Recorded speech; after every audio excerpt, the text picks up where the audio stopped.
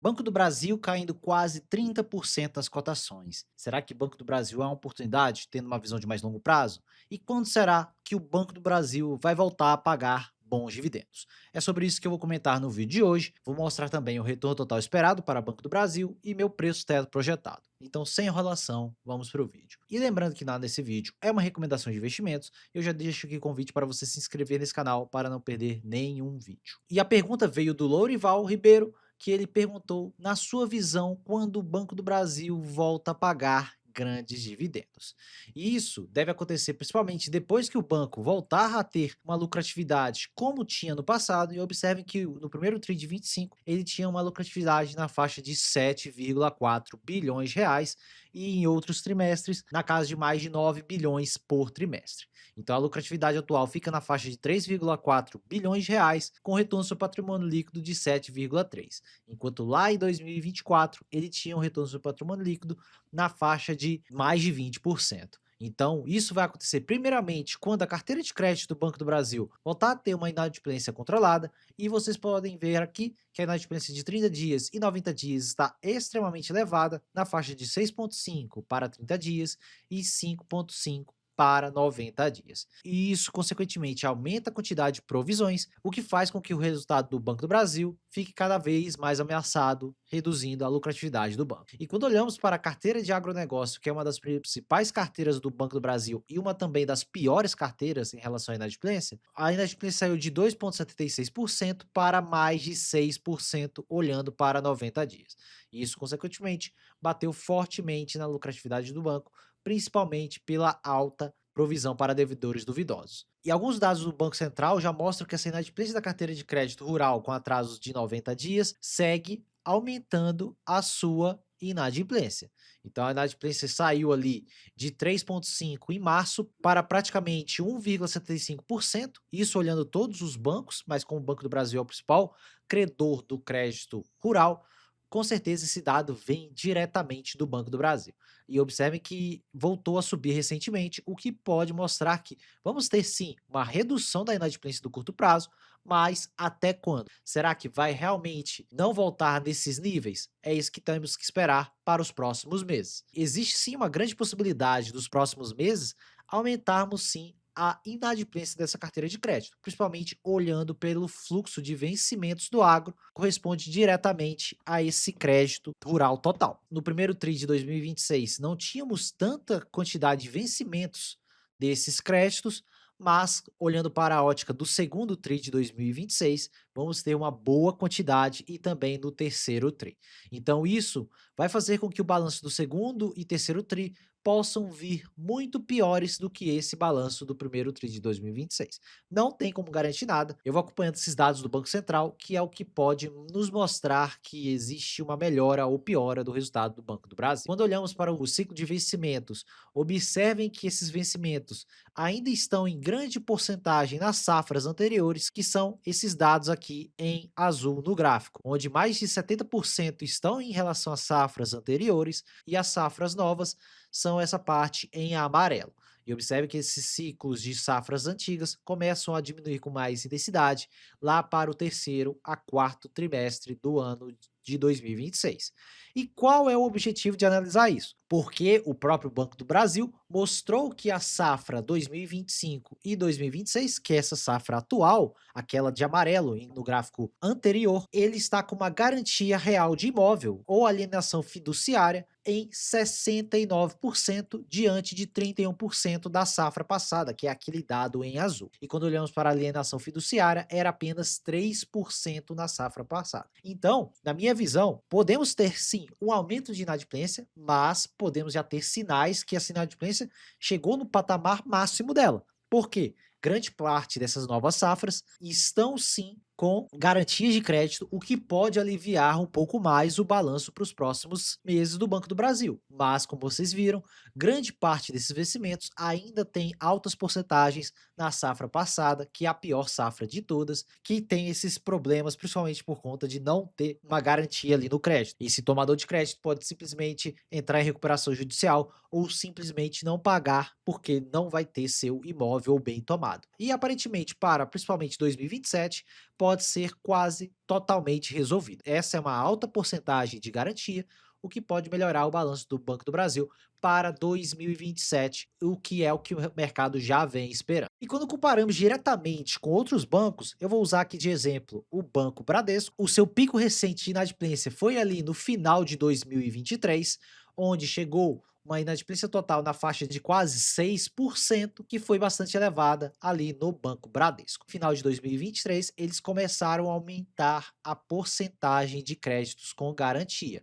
E é exatamente aqui onde o banco aumentou fortemente a porcentagem de garantias nos seus empréstimos e controlou a inadimplência, como vocês podem ver aqui. Ela voltou a ser uma inadimplência relativamente controlada, baseada no histórico do banco. E, consequentemente, isso fez com que os resultados do banco nos próximos meses melhorassem. Se olharmos aqui para a final de 2023 e 2024, uma recuperação em V dos resultados do Bradesco. Principalmente depois do aumento das garantias desses créditos, o Banco Bradesco começou a aumentar sua lucratividade, porque, consequentemente, as provisões para devedores duvidosos foram reduzindo. Levou ao Bradesco ter uma melhora ali da sua lucratividade, porque não está tendo perda de crédito no banco, e isso pode acontecer exatamente com o Banco do Brasil, principalmente observando aquelas porcentagens de garantias. A máxima garantia era de 31% e passou para quase 70%.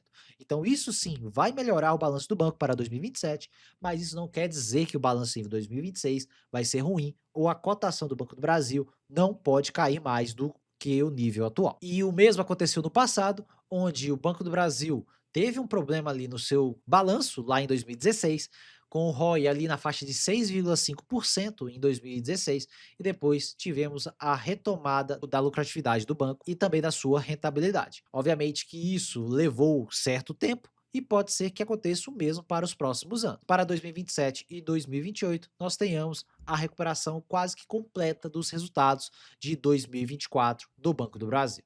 Então é o que o próprio mercado espera e eu vou mostrar a seguir para vocês. E o Banco do Brasil revisou seu guidance para baixo, principalmente devido a esse aumento do custo de crédito, onde eles passaram de 53 a 58 bilhões para 65 a 70 bilhões. Então foi um forte aumento aqui no custo do crédito, o que consequentemente vai fazer com que o banco espere que a lucratividade deva cair para esse ano, pior do que o ano passado. Mas, como eu mostrei para vocês, existem sinais de melhora para 2027. E eu acredito que o banco deve conseguir essa lucratividade pelo menos de 18 bilhões, que é o piso do guidance, principalmente por conta das suas participações em outras empresas. Quando olhamos para o resultado do primeiro TRI de 2026 em relação às empresas que o Banco do Brasil é sócio, como o Banco Votorantim, BB Seguridade, Banco da Patagônia, essas empresas geraram 4 bilhões naquele primeiro trimestre. Então, analisando esse resultado para o ano todo, basicamente fazendo uma conta de padeiro, nós teríamos na faixa de 16 bilhões de reais. Então, qualquer lucrozinho que o Banco do Brasil tiver até o final do ano, ele pode conseguir chegar além do seu piso do gás. Então, o resultado para o curto prazo deve continuar fraco, mas não quer dizer que isso vai durar para sempre. E o que o mercado espera para 2026, 27 e 28? Para 26, eles estimam uma queda de 7% em relação ao ano passado, 19 bi de lucro, o PVP fecharia em 0,58 e o dividend yield bem baixo de 5,18. Então o dividend yield fica extremamente amassado agora no curto prazo, mas estamos no momento de recuperação do banco. Então, se você tem uma visão de mais longo prazo, pode ser sim uma ótima oportunidade, mas tem que ter essa visão de mais longo prazo.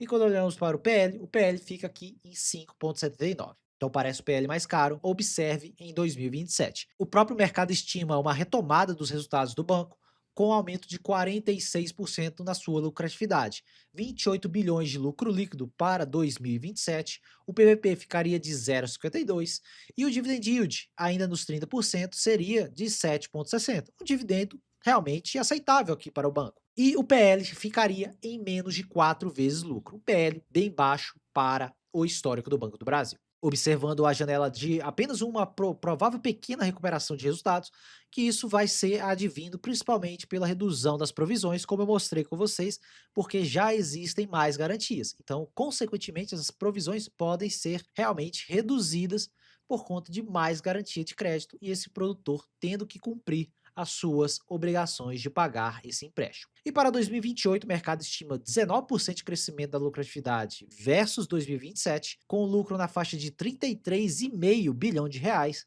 O PVP fecharia em 0,47 nessas cotações atuais, e considerando ainda 30% de payout, lembrando que pode ser sim aumentado esse payout, então o dividendo aumentaria muito mais, nós teríamos um yield de 9%, um yield muito bom aqui para o Banco do Brasil, mas temos que ter uma visão de um pouco mais de 2 anos e meio. Então, realmente, se o banco recuperar seus resultados, principalmente para 2027, é inevitável que 2028 ele deve ter uma retomada de resultados, assim como aconteceu ali no Banco do Bradesco, que eu mostrei para vocês. É uma possibilidade bem real no Banco do Brasil, mas o investidor tem que ter um pouco mais de paciência. Mas isso não quer dizer que você tem que vender sua carteira inteira e comprar tudo de Banco do Brasil. Não existe isso. Vá aos poucos, aumente suas posições aos poucos, espere o mercado bater no banco para aumentar suas posições. E quando olhamos para o PL projetado, o PL estaria em 3,3 vezes. Muito amassado para principalmente o histórico do banco, exatamente como o PVP de 0,47, que é uma raridade aqui no Banco do Brasil. E essa tabela aqui do Primo Rico mostra exatamente isso,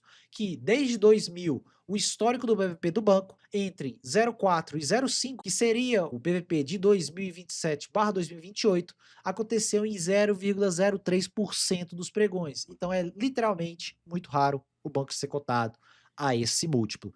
E o PVP atual está nessa faixa de 0,5 e 0,6, que aconteceu apenas em 3% dos pregões desde 2000. Então, é uma raridade o Banco do Brasil está nesses patamares, mesmo tendo fortes problemas. Então, olhando para essa janela, é uma raridade essa precificação do banco. E quando olhamos para o ROI e o PVP, vocês podem ver que o ROI e o PVP seguem sempre um padrão. Quando o ROI sobe, o PVP sobe, quando o ROI cai, o PVP também cai.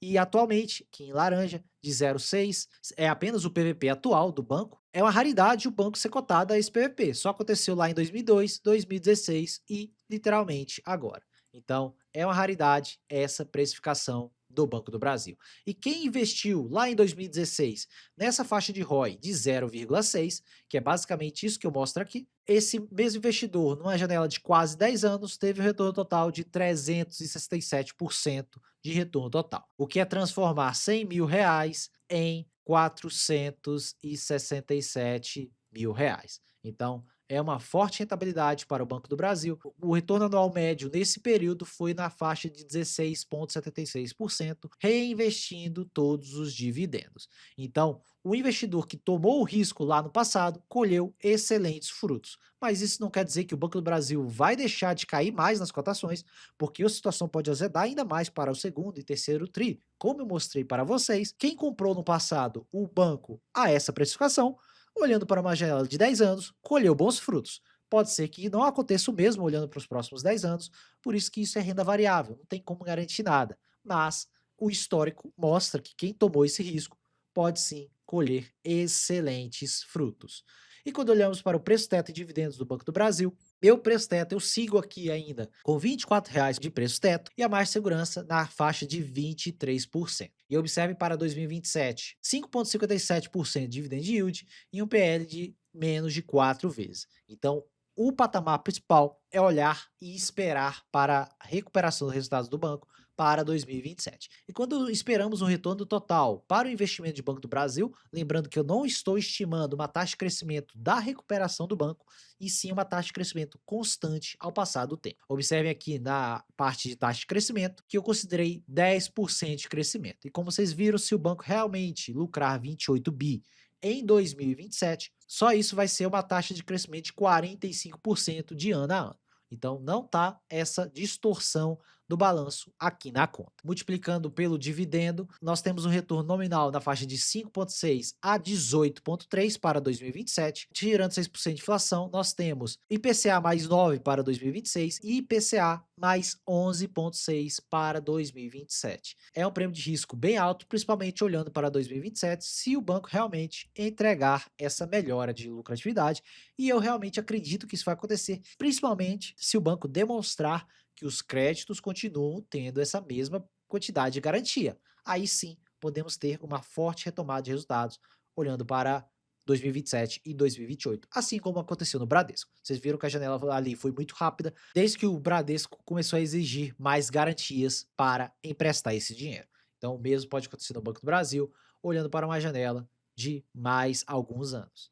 E quando olhamos para o Banco do Brasil desde 2016, observem que ele respeitou esse longo canal que vem lá desde 2016 e até o momento ele segurou em todos os momentos que ele tocou no fundo desse canal. Se realmente vai continuar segurando, não tem como saber, mas aparentemente o mercado segue segurando nesse canal. Se o resultado realmente azedar mais do que todo mundo espera e o lucro for muito pior do que os 18 bilhões de reais que existe no guidance do banco, eu não duvido que o banco seja jogado para fora desse canal, aqui nessa faixa de 16,70 aproximadamente. Mas, enquanto isso, vamos respeitando que existe sim uma grande possibilidade de aquecer o fundo das cotações do Banco do Brasil, não tem como garantir nada, isso é renda variável. Caso realmente o banco para os próximos trimestres mostre melhora no seu balanço, não duvido que o banco volte aqui para a casa dos R$ 27, ou quem sabe renove os topos ali na faixa de R$ 31 a R$ 33 no topo do canal. Então essa é a visão da parte gráfica aqui do Banco do Brasil,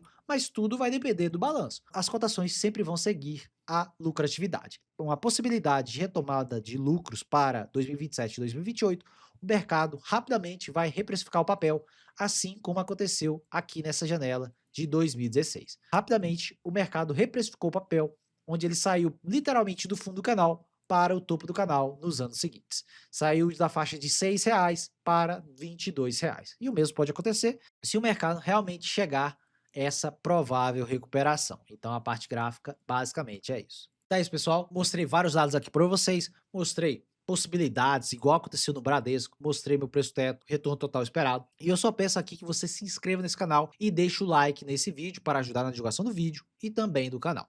Comenta se você acredita realmente na recuperação do Banco do Brasil, deixe seu comentário. Comenta também se você vem aportando no Banco do Brasil, se você vendeu, o que você vem fazendo. Então já deixa aqui o seu comentário em relação a isso. Meu nome é Thiago Cardoso e eu te vejo no próximo vídeo.